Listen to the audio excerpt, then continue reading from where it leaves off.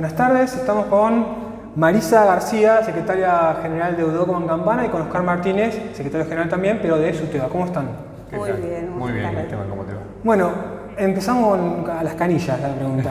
¿Qué va a pasar el lunes? ¿El lunes hay clases? Mirá, es complicado, vamos a tratar de explicarlo. A ver.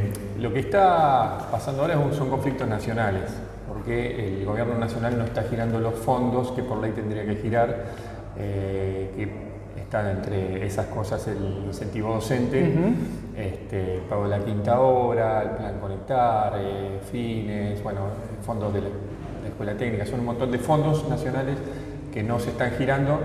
Muchos afectan directamente al salario docente, donde es una rebaja salarial del 10%, que el mes pasado se hizo cargo el gobierno provincial, pues los gobiernos provinciales generalmente lo pagaban y después llegaba el giro de nación y lo reponían, entonces lo tenían como dentro del presupuesto y lo pagó el gobernador, y mes ya avisó que no va a haber pago. De ahí que nosotros tuvimos un paro el lunes pasado, que quizás no se vio mucho en Campana, no se sintió por el tema de que no estaban los chicos todavía en clases. Si bien estamos con los chicos, pero haciendo otro tipo de trabajos, pero era el primer día del ciclo lectivo a nivel nacional. Y como el paro era nacional, se hizo ese día. Lo que está planteado para este lunes es de otros gremios nacionales que no hicieron el paro que hizo la CETERA y al cual se unió también el Frente de Unidad Docente, UDO, GAIFEB, que hicimos el paro ese. Este lunes nosotros, como CETERA, te digo, SUTEBA es el gremio base, bueno, ya no ponemos técnico, pero para que se sepa. Sí. El SUTEBA es el gremio de base de CETERA. La CETERA se compone con los 24 distritos, 23 distritos y CABA, que tenemos representantes, y los paros salen ahí. Nosotros tenemos votado un paro a partir del martes, que hay otra reunión convocada, pero bueno, que Marisa quizás cuente un poquito sobre eso. Claro, sí, la reunión que se hace el martes es parte del cuarto intermedio de la reunión que surgió el martes pasado. Por lo tanto, no terminó bien esa reunión. La realidad es que no hubo propuesta, entonces no fue ni siquiera reunión, y la realidad es que ni siquiera se enmarca dentro de lo que tiene que ser una paritaria nacional. Ahí está el problema. No se discuten las cosas que en una paritaria nacional se deben discutir. Pero se llamó a un cuarto intermedio para este martes. Entonces, todo lo que está mandatado como medida de fuerza, se va a esperar, lógicamente, al resultado de esa reunión, para ver si hay algún cambio en el ofrecimiento o en las formas y las cosas que se pueden llegar a discutir.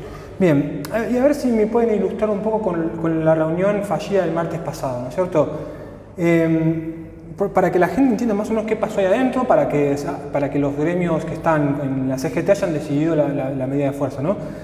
¿Cuáles fueron los principales reclamos que los docentes pidieron, que la representación docente pidió, y qué respuesta tuvieron ante esos reclamos, no?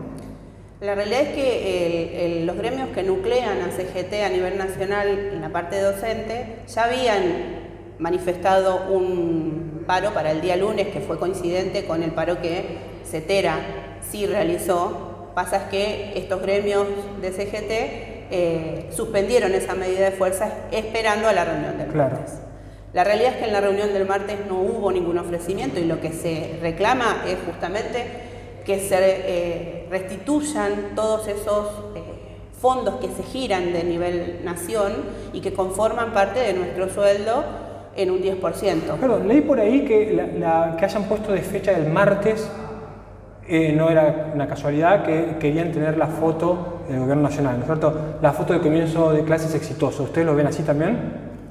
Mirá, exitoso no, porque, bueno, sí, en su momento lo pusieron eso, obviamente, porque también es como decirte, bueno, no vas a parar si estás citado. El problema ahí es que, como decía Marisa, no estuvo convocado como una paritaria. Claro. O sea, la paritaria se convoca por ley, tiene una representación de los diferentes gremios, tiene todos unos modos que no se cumplieron. Y ese llamado fue para arreglar quiénes iban a ser los representantes, con lo cual nosotros ya sabíamos que era algo que no tenía sentido, por eso nosotros no levantamos el paro desde CETERA, porque nosotros los que justamente decíamos, no, tenés que convocarnos de la manera que se convoca por ley a una paritaria docente. Por eso nosotros sí mantuvimos el paro del lunes pasado y ellos que tenían mandato, otros gremios de la CGT, como Ceruda,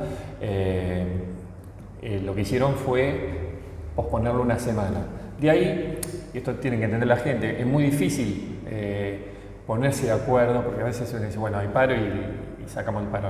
O sea, nosotros tenemos todos órganos internos de los gremios, como te decía, CETERA, para hacer un paro nacional, tienen que estar de acuerdo la mayoría de los secretarios generales de todos los distritos. Y generalmente para hacer un paro nacional se busca el consenso.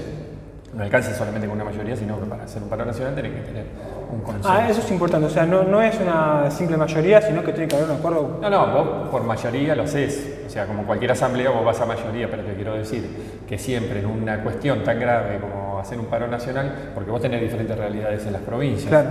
¿Sí? Bueno, podemos, por ejemplo, el paro de la CGT, que dijo el paro general de la CGT. No es fácil tirar un paro de la CGT, porque todos los gremios de la CGT tienen cuerpos orgánicos y tienen que apoyar y son un montón de gremios.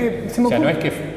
disculpa Esteban, sí. porque viste a veces dijo, el primer paro eso se hizo. Bueno, lo que pasa es que las medidas que tiraron, como afectaban a todos los gremios, hubo unanimidad en la medida de fuerza, pero no es fácil lograr una unanimidad en la medida de fuerza. Claro. Hablemos de quizá uno de los puntos más importantes del reclamo, que es el que más ha estado en discusión en este último tiempo, que es el Fondo de Incentivo del FONID. En pocas palabras, ¿me podrían rastrear el origen del FONID? ¿Qué es el FONID y qué porcentaje de dinero del bolsillo van a perder los docentes al no contar con esta plata? Sí. No es solo el FONID, porque vos tenés el fondo compensador. Sí. Y el fondo, no, pero esto lo quiero decir, en campaña, digamos, en provincias como Buenos Aires quizás no tiene tanto impacto, pero digo, para que entendamos que es nacional, en un maestro de grado de algunas provincias significa 120.000 pesos su salario. De un salario que no es muy alto, o sea que estamos hablando quizás del 50% del salario. Claro. O sea, que es mucho más, si querés, del FONID, que sí nos toca a nosotros, que es un 10% del salario. Antes que me respondas, ¿hay alguna provincia cuyo gobernador siga intentando hacer lo que hizo Kicillof de pagar de plata de su gestión, de su administración? No sé, la verdad no te podría dar el dato puntual. Lo que sí te digo que en la reunión del martes pasado, que están los representantes de las provincias, o sea, este no es un reclamo de los gremios, es un reclamo también de las provincias y de los ministerios de educación de todas las provincias. O sea, acá hay un consenso, o sea, acá hay un incumplimiento de una ley. Digo, cuando decimos dentro de la ley todo, bueno, pero no podés elegir qué ley cumplí y cuál no. Y si no mando hoy te la cambio, porque si no el juego es difícil de jugarlo así, ¿no? Nosotros pedimos el cumplimiento de la ley. Oscar, me ibas a explicar qué es el FONID y cómo impacta en el bolsillo de los docentes que ya no se vaya a pagar. El FONID es el Fondo de Incentivo Docente, es producto de la lucha de CETERA, en la CAMPE. Los más grandes se acordarán de la Carpa Blanca, que estuvo en la época de Menem, más de 1000 días con ayuno docente, y se logró ese fondo que se renueva cada 2 años. Todos los gobiernos desde la época de Menem lo vienen renovando sin ningún inconveniente, esta es la primera vez que se plantea, pero hay que hacer una aclaración. Estamos con el presupuesto 2023 que lo contemplaba el pago del FONID prorrogado, que si bien obviamente por el tema de la inflación queda desfasado, y es lo que están planteando muchos en todos los aspectos, las universidades y todos los fondos estos con tanta inflación te quedan obviamente desfasados, rediscutirlos, son fondos que se tienen que pagar porque por ley corresponde. Claro. Entonces es algo que inclusive por ley corresponde.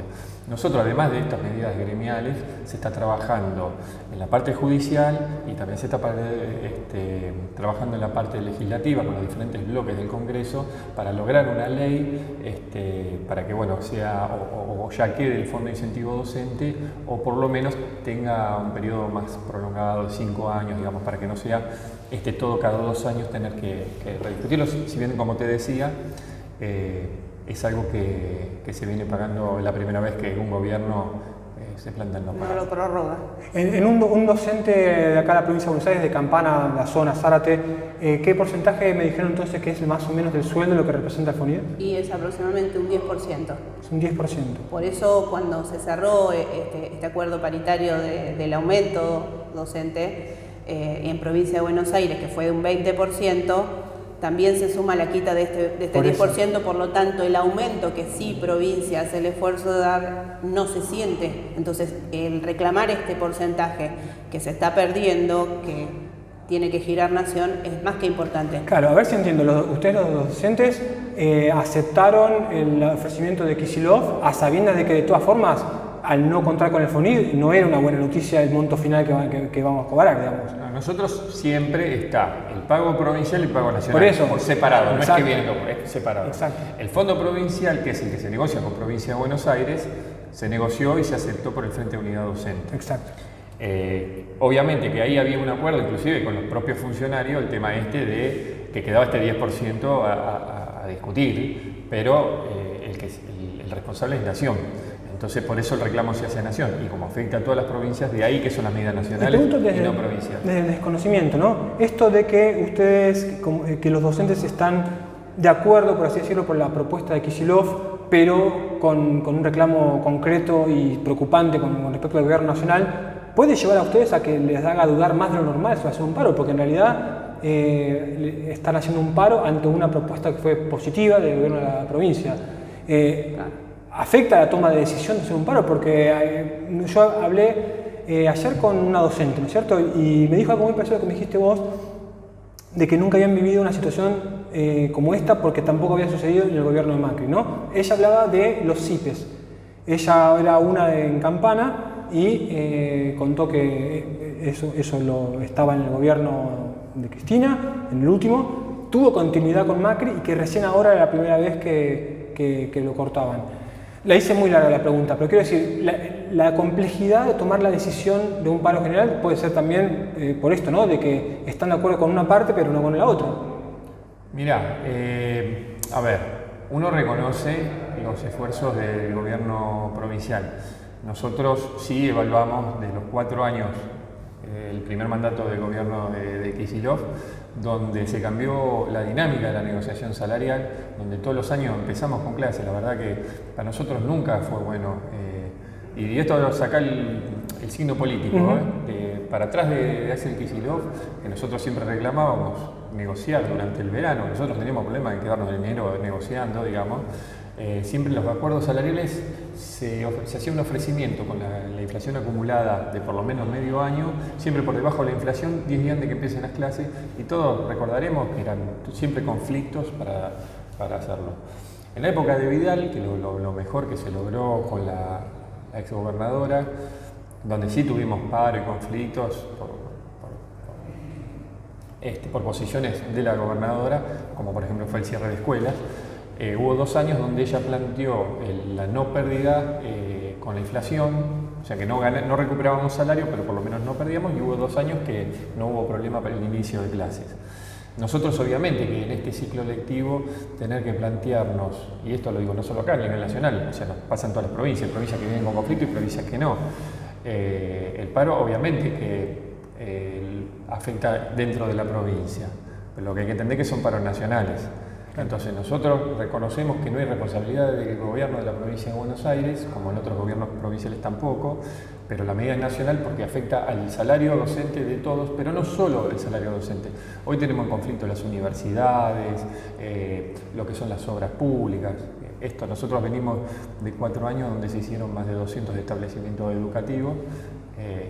Por eso lo reconocemos la inversión que se hizo, todo, pero lamentablemente entendemos que también podemos entrar en conflicto con el gobierno provincial porque de público conocimiento que hay un conflicto con las provincias de bajada de fondos nacionales que puede hacer que el día de mañana inclusive el gobernador, la parte que le toca al gobierno de la provincia, se vea en condiciones complicadas de dar solución no solo a los docentes sino a toda la provincia de Buenos Aires. Y bueno, obviamente nosotros como gremio docente, si bien reconocemos todos, y entramos en una cuestión de pérdida salarial, obviamente que también quizás no descartamos que haya conflicto inclusive con gobiernos provinciales, pero siempre haciendo esta salvedad y reconociendo que en estos 4 años el gobierno provincial se portó de la mejor manera con nosotros y no hemos tenido grandes conflictos, más allá de que las negociaciones siempre son complejas, ¿no? Sí, porque de hecho hubo momentos hasta que ni siquiera nos hemos sentado a discutir, fue automático.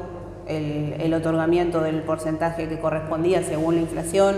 Por lo tanto, es importante lo que dice Oscar, esto de reconocer que las medidas de negociación, al haber cambiado, obviamente hacerle un paro a alguien que te está otorgando según inflación y está cumpliendo con lo que se había acordado, me parece que es tirar tiempo y perder energía en un reclamo que no está fundamentado. Bien, y otro reclamo que estuve viendo que están haciendo tiene que ver con el Fondo Compensador de Desigualdades Salariales. ¿Podrían explicar brevemente qué es eso? Sí, eso que te hablaba antes, que en algunas provincias es cuando vos negociás, por eso la importancia de la paritaria nacional, cuando vos negociás el salario básico docente a nivel nacional, si hay provincias que tienen, digamos, que son más pobres y no tienen posibilidad de afrontarlo, ahí está el fondo compensador que ayuda a completar el salario docente. De ahí la importancia de la paritaria nacional. Estas cuestiones están judicializadas, me dijiste vos, ¿no es cierto? O sea, se va a intentar por la vía legal, como sucedió con Chubut, que una medida hizo que tuvieran que transferirlo. Eso está así, en esta situación. Hay algunas... Sí. Algunos de los reclamos sí ya están siendo trabajados en vía legal. Ok, sí. Ok. Y con respecto al servicio alimentario escolar, también estuve leyendo que hay problemas. ¿Los fondos involucran también a eso, al SAE? A ver, tenés lo de Provincia de Buenos Aires, pero tenés fondos que son de nación, por ejemplo la copa de leche, que son refuerzos para lo que son las comunidades más vulnerables. Entonces hay fondos que tienen que ver con la alimentación, hay fondos que tienen que ver con la jornada extendida o la jornada completa, que son fondos de nación. Está la quinta hora, que en Campana se estuvo implementando, donde se les consultó a los padres si querían en las escuelas ampliar una hora de clases, y hoy en vez de 4 horas se implementan 5 horas. Bueno, ese plan es un plan de nación, o sea que esa quinta hora tampoco se estaría pagando, y por lo que manifiesta el Gobierno Nacional no la pagaría. Y mencionaron los fines también. ¿Qué es lo que está afectado ahí? ¿Es la totalidad del presupuesto destinado a fines? ¿Una parte? ¿Corre el riesgo que siga existiendo fines funcionando? Fines nace como un plan nacional. Ajá. Sí.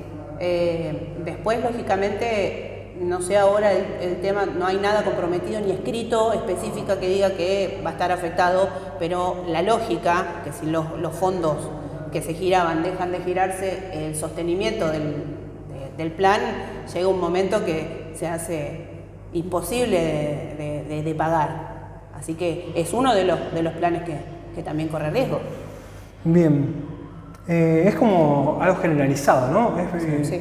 No, perdón, esto es ya de índole personal, pero cuesta por ahí desde afuera ver cuáles son las dudas, ¿no? Con respecto a un paro, ¿no? ¿Por qué por ahí? Nos explicaron ya que es complejo, pues se tienen que poner de acuerdo muchas partes, pero los problemas están de forma generalizada y muy en breve van a empezar las medidas fuertes, supongo que en el nivel universitario, que dicen que no pueden seguir funcionando por mucho más que medio año.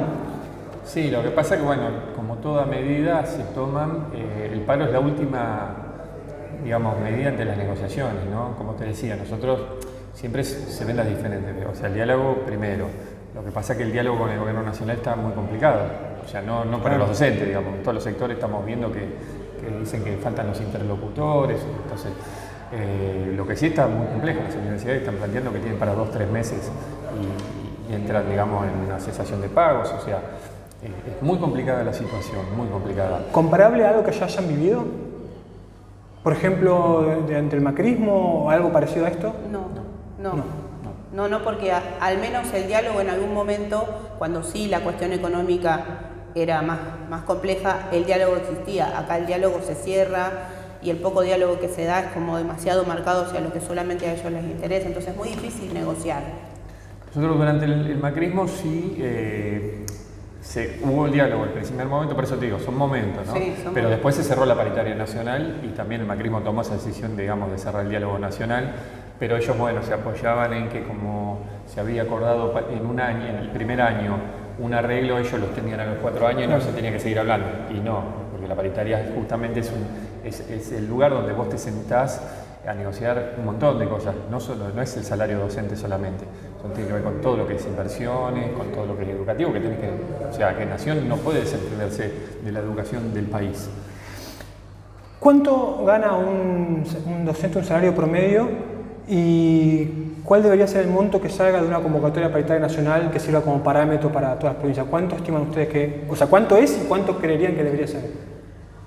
No tengo anotado. No, lo que pasa que es muy difícil. La base que se toma siempre es un cargo. Ajá. Y a partir de ahí se van haciendo los distintos desgloses dependiendo de la realidad de la carga, la antigüedad y todo lo demás. Tampoco es el salario mínimo. El tema docente es muy difícil porque vos tenés muchos niveles, dentro de muchos cargos, claro, te varía mucho con la antigüedad, o sea que no, hablar de salario no.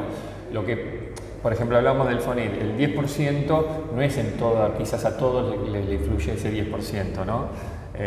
Lo mismo que te decía de las provincias donde 120.000 pesos son maestro de grado, ¿sí? Que quizás en ese caso le afecta el 50% y en otro caso quizás no, el monto que se pierde no es tanto. Por eso te digo que es complejo tirar un monto. Muy complejo. Claro, en una misma difícil. escuela no tenés un salario común. O sea, docentes que trabajamos en el mismo cargo, porque vos tenés antigüedad docente, y entonces el compañero que tiene 2 años no cobra lo mismo que el que tiene 11 ni el que tiene 25. O sea. Bien. ¿Y qué piensan? Porque esto no es todo, hay más todavía para agregar, ¿no? De la idea del gobierno nacional de declarar servicio esencial a la educación. Que uno lo escucha así, servicio esencial a la educación, suena lindo. Ahora uno empieza a escarbar y ya no, bastante turbio. Sí.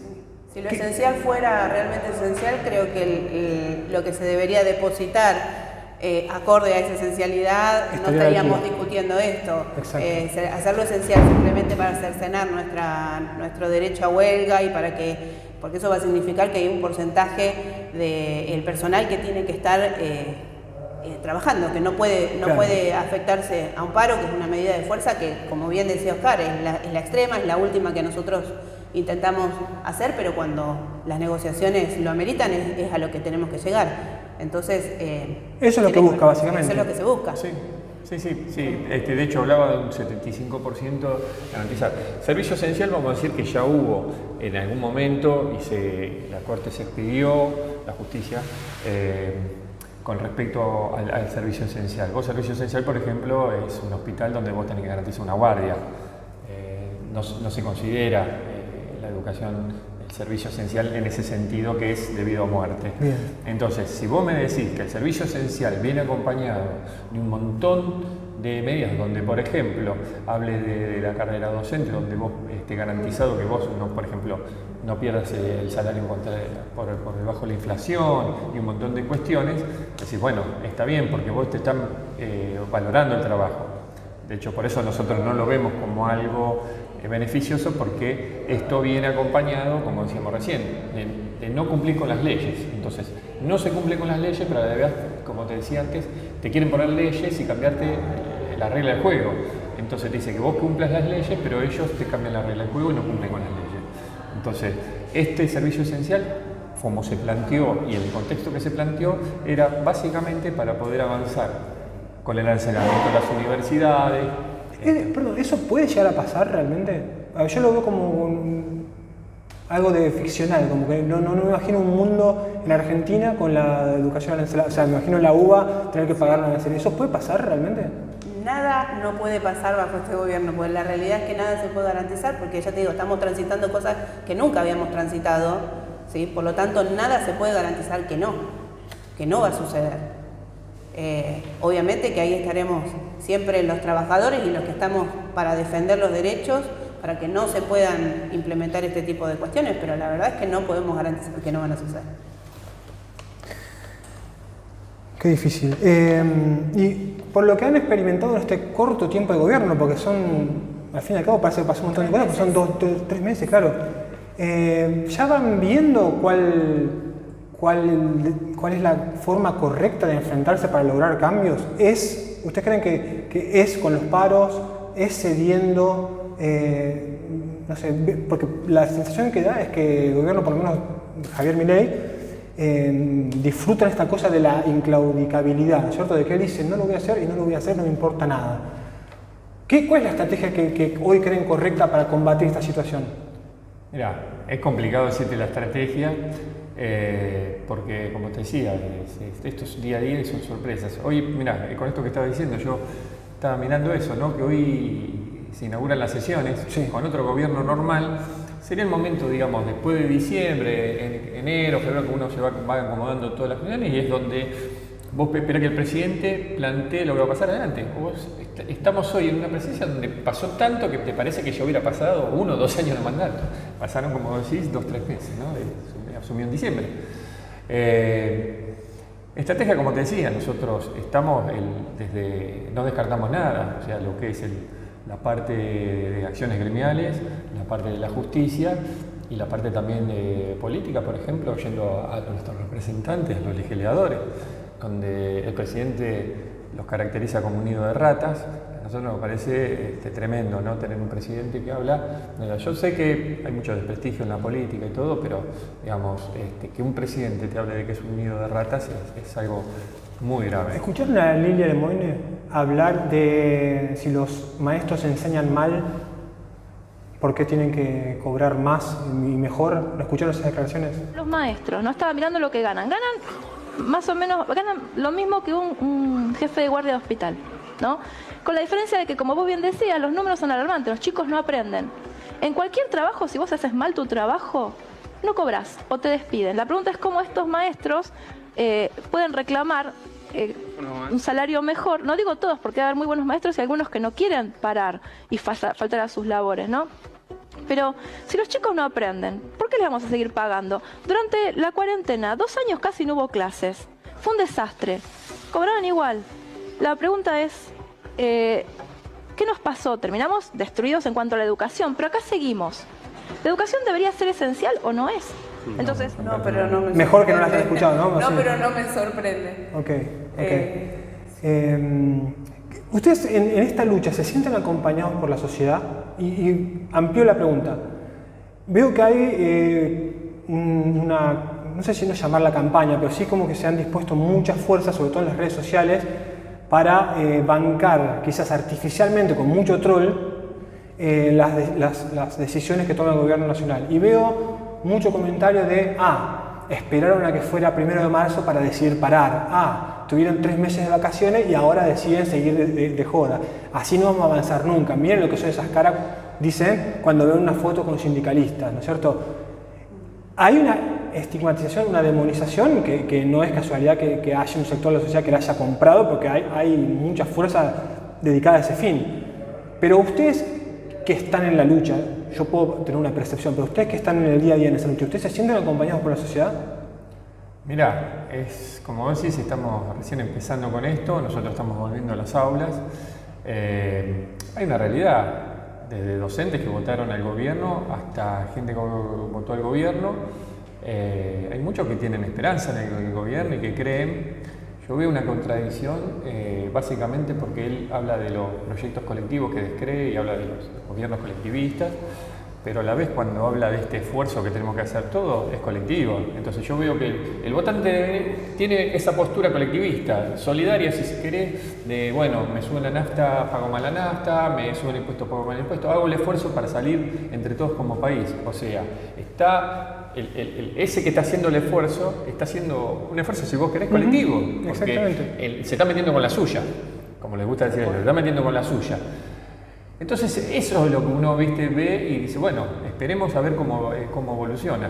Uno como votante, yo me he equivocado muchas veces, o sea, yo he votado gobierno donde después no han terminado el mandato y muy bien terminado el mandato y fui uno de los que fui a que no termine el mandato, no porque terminó el mandato, pero sí que estuve, por ejemplo, por un caso, el gobierno de la Rúa, donde yo personalmente lo había votado, o sea, me gustaba mucho el sector del Chacho Álvarez, ese sector progresista, digamos, acompañé el gobierno y el gobierno después no dio respuesta. Entonces acá yo creo que el voto no es un cheque en blanco y he tenido gobiernos que no he votado y me han sorprendido porque ha sido un buen gobierno.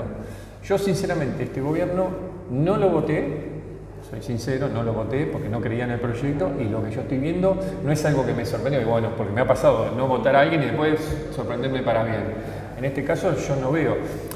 Porque acá se hablan de las tarifas que no están internacional y todo. Ahora nadie habla de que, por ejemplo, el salario docente no es internacional, ni ningún salario. O sea, acá no estamos hablando, me pones la nafta, el precio europeo o el precio estadounidense, pero no me pones el salario docente. Exactamente. Entonces, cuando hablamos de que estaba pisado, que era realmente bueno, pero está bien, nosotros los salarios los actualizábamos por ese índice. Entonces, si vos liberaste ese índice y me pasás un 120, entonces el salario, pásame los 120 también.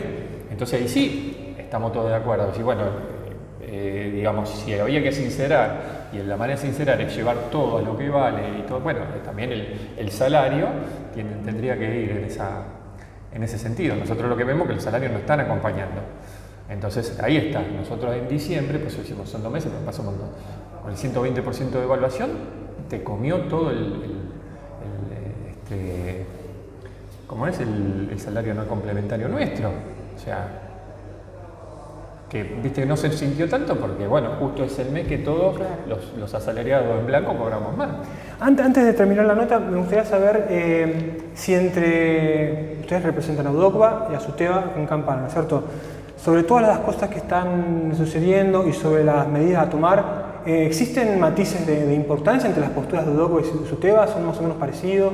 ¿Son compatibles? Déjame decir también que está la FEP, ¿no? Son los 3 gremios acá que tenemos. Bien. Podemos decir, si bien no somos voceros, bueno, que la FEP no está adhiriendo tampoco a este paro del lunes. Estamos dentro del Frente Unido Docente. Obviamente que siempre hay diferencias en las bases, porque digamos, el compañero que se afilia a un gremio u a otro también. Por identidad. Cada uno de los sindicatos tiene maneras diferentes de manifestar distintas identidades y es simplemente eso, pero la realidad es que en lo fuerte y en lo necesario que tiene que ver con el sueldo, todos, por más sindicato que sea, todos cobramos el mismo acuerdo de sueldo, entonces en eso tenemos que acordar. En la pérdida de derechos también son los mismos derechos para cualquier sindicato, por lo tanto eso tenemos que unificarlo. Claro, yo me refería por ahí a esta cosa de, imagínense, yo soy un docente que no está afiliado a ningún lado y está viendo a dónde se afilia, ¿no? Y hay docentes que tienen una postura más dialoguista y otros más palazo a los dientes, ¿no? y paro. Por ejemplo, yo hablé con la docente que les mencioné, con la que hice una nota, ella hablaba de que si es por ella, mientras no se pague el FONID, paro por tiempo indeterminado. Yo, dando mis primeros pasos en la docencia, pienso exactamente lo mismo. ¿Hay matices en ese estilo? ¿Hay uno más dialoguista que el otro? ¿Cómo es eso? Mira, a ver, dentro del mismo gremio, ha salido, por ejemplo, cuando nosotros hacemos la asamblea, no siempre sale de la asamblea de la FEP, de UDOCVA y de SUTEBA el mismo mandato para llevar a provincia. Claro. Y cuando van a provincia, ha pasado que vos capaz que llegas un mandato negativo diciendo no acuerdo con este paro y la mayoría de las seccionales sale aprobado, dentro del mismo gremio. Es más, nosotros dentro del mismo gremio hasta tenemos una lista donde tenemos fuertes diferencias, incluso de diferentes gremios, que a veces te cuesta más acordar con una lista interna del SUTEBA que con los otros 4 gremios que están en el Frente Unidad Docente. O sea, sí, es muy difícil. Es muy difícil. Eso se nota en las elecciones, con la conformación de las listas. Sí, se ven los claro. votos. Lo que sí tenemos en claro todo el Frente de Unidad Docente, la importancia que tiene el Frente de Unidad Docente, que no nos sirve a que 4 gremios acuerden y uno no acuerde, o sea, claro, porque no llega a atomizarse también. Y eso y lleva a sus complicaciones, como te decía, porque nosotros llevamos mandato de las asambleas, nosotros nos reunimos, a veces el vecino, yo piensa que es un sindicalista que dice se hace paro y se hace paro, no funciona así. Los que estamos nosotros en el día a día, nosotros tenemos mandato, generalmente este Frente Unidad Docente hace que muchas veces en las asambleas nosotros planteemos la prioridad de unificar las medidas con el Frente Unidad Docente, entonces llevamos el mandato, pero dándole a nuestros dirigentes provinciales cierta cintura para poder acordar con los otros gremios. Que hoy está pasando lo que te decía con los gremios nacionales. Nosotros no es que no vamos a hacer paro como CETERA. El mandato que nosotros llevamos y que después llevaron las provincias al Congreso de CETERA hizo que no se pueda unificar una fecha con los compañeros que van a hacer paro el lunes, pero no quiere decir que no se pueda acordar el próximo paro en conjunto, ¿sí? No hay una diferencia acá de que uno, ya te digo, nosotros hicimos paro una semana y ellos hicieron paro otra. Ellos de esa iban a hacer. Si la situación no cambia, el escenario permite ver varios paros en el futuro. Sí, igual déjame decirte esto, que a veces uno dice, bueno, paro por tiempo determinado. Hay cosas que a veces te dan bronca y querés hacerlo, pero también hay responsabilidades, ¿no? Cuando vos decís paro por tiempo determinado, y tomar decisiones enojado no. Y aparte vos tenés que pensar que nosotros, nuestra función como docentes es poner en el eje principal al alumno. Entonces, si bien la fuerza de la lucha tiene que existir y la vamos a sostener todo lo que debamos sostenerla, también tenemos que pensar en ese alumno, ¿sí? Entonces, hay ciertas cuestiones intermedias que hay que también ponerlas sobre la mesa. No va solo el derecho y la lucha. Pero igual, mira, el paro más grande hemos tenido digamos, en los últimos tiempos, después de tiempos largos. Los últimos tiempos largos. Largos, porque a veces se dice, porque un gobierno no hace, no, fue en el gobierno de Scioli. El gobierno de Scioli. El gobierno de Scioli, estuvimos 3 semanas, pero no hubo un paro por tiempo indeterminado. Empezamos con paros que se iban renovando y no había manera de acordar. Por eso te digo, a veces me decís, porque aún le haces. No, era un gobierno donde estaba el kirchnerismo, donde estaba haciendo en provincia de Buenos Aires, donde hubo una devaluación no tan grosera como la que se hizo ahora, que esta fue tremenda, pero hubo una devaluación y la provincia se le complicaban los números y no se podía cerrar un acuerdo. Y como yo te decía antes, o sea, nosotros podemos estar más de acuerdo con un gobierno, con otro gobierno, pero después nosotros representamos a los trabajadores y cuando vamos a negociar, obviamente, si vos tenés a alguien, como nos planteó en su momento el gobernador cuando asumió el primer mandato, de que su política económica era el tema de que los salarios estén por arriba de la inflación, porque eso generaba crecimiento y todo, o sea, la política económica que como la ve él, entonces bueno, en esa no tenés problema. ¿Por qué? Porque el mismo ya gobernador te plantea eso.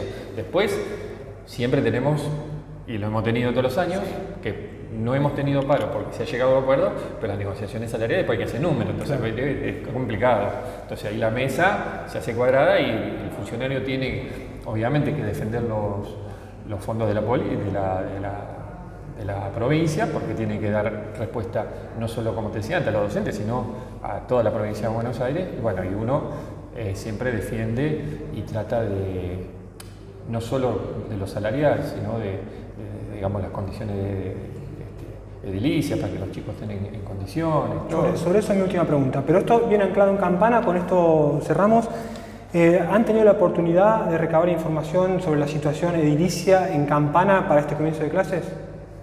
Sí, previo al inicio de clases siempre se hacen reuniones de OEGD donde están los representantes municipales, consejo, donde estamos los gremios docentes, donde están los auxiliares, donde están los inspectores de los distintos niveles, donde está jefatura, bueno, y todo eso se pone en una mesa de trabajo, se hace el relevo de cada uno de los niveles y se va viendo cuál es el riesgo inicio de cada una de las escuelas, se hace ese relevamiento. La realidad es que muchas veces el relevamiento con la escuela vacía es una cosa y el relevamiento con el alumno dentro es otra. Se puede dar el comienzo de clases en algunas escuelas y después te encontrás con problemas que surgen por el propio uso. Por el uso. Pero el relevamiento se hizo, se aprobó sobre algunos casos que se estaban todavía trabajando. Tenemos escuelas que todavía están en periodos de construcción o de refacciones o de mejoras, pero sí, eso se toma en cuenta, por supuesto, y eso es un día a día también, como te digo, tiene que ver mucho. Por ejemplo, el año pasado tuvimos un periodo de sequías que tiene que ver con el clima, que no tiene que ver con las condiciones de cómo está la escuela, pero eso afectó que los suelos se movieran, los cimientos se vieron afectados, entonces todo eso hay que ir trabajándolo constantemente. Bien, y la última, en esto que planteás vos, que interviene el gobierno municipal, la performance del gobierno municipal en cuanto a educación en todas estas tareas, ¿qué evaluación tienen? Inicia un nuevo grupo de consejeros este año, porque obviamente asumieron. Cambió la composición. Claro, exacto. Por lo tanto, estamos en proceso de ver también cómo se maneja.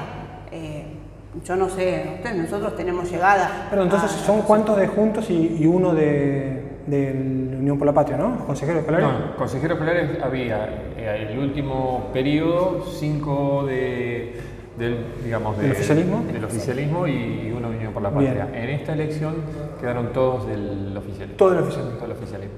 Con lo cual, bueno, siempre que haya alguno de la oposición, como en todos lados, ¿no? Como más el Consejo Deliberante, sí. Siempre está bueno que haya alguien, digamos, haciendo un poco de equilibrio y todo, pero bueno, es la conformación que se da, esperemos que funcione bien y iremos viendo. Pero bueno, ya te digo, es una conformación nueva y estamos viendo cómo trabajamos, porque esto es un trabajo en equipo, obviamente que nosotros tenemos otro rol dentro de las escuelas, pero la realidad es que es un trabajo de equipo. Si nosotros observamos cosas que desde el Consejo no se están resolviendo, obviamente que nuestro rol es manifestarlas y ver que se solucionen.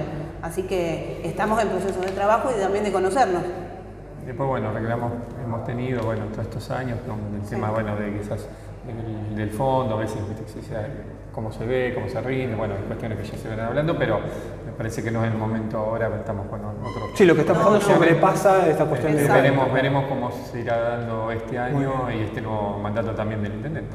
Muy bien, Marisa y Oscar, muchísimas gracias por la nota. Bien, gracias a vos.